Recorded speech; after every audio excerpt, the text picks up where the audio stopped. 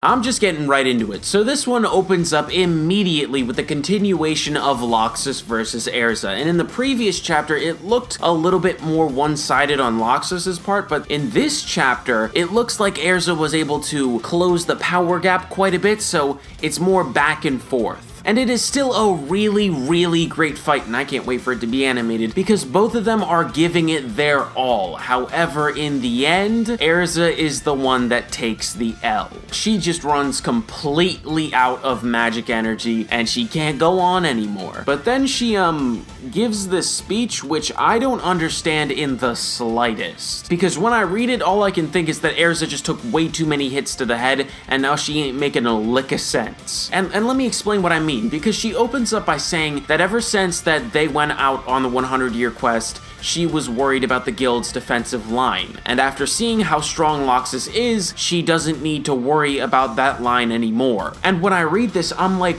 what? What are you talking about? Of course you still need to worry about the defensive line. Do you understand why you're fighting Loxus in the first place? It's because that defensive line was broken through. The white mage literally went up in there and took over everyone in that guild hall, and they couldn't even put up a fight.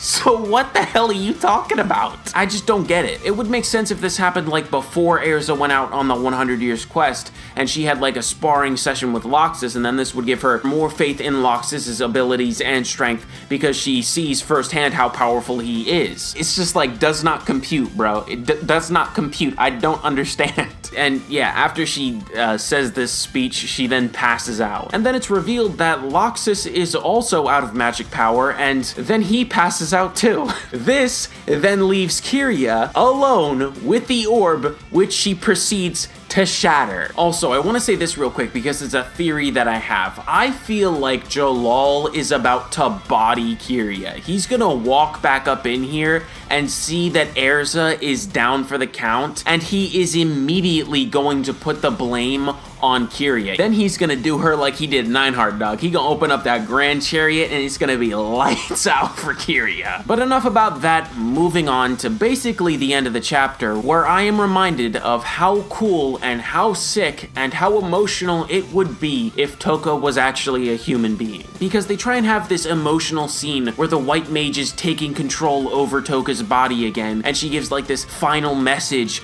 to Happy in case she doesn't see him again, and then the white mage takes over. Hero, I don't know what you're trying to pull, dog. You're not getting any emotions out of me with these cats, okay? It's not happening with these Xyz, no sir. But enough about that, and on to the interaction that could lead to some very interesting things happening. So the white mage fully takes over Toka, then looks Natsu dead in the eyes and says, "We meet again, Natsu. It's time for you to go silent now."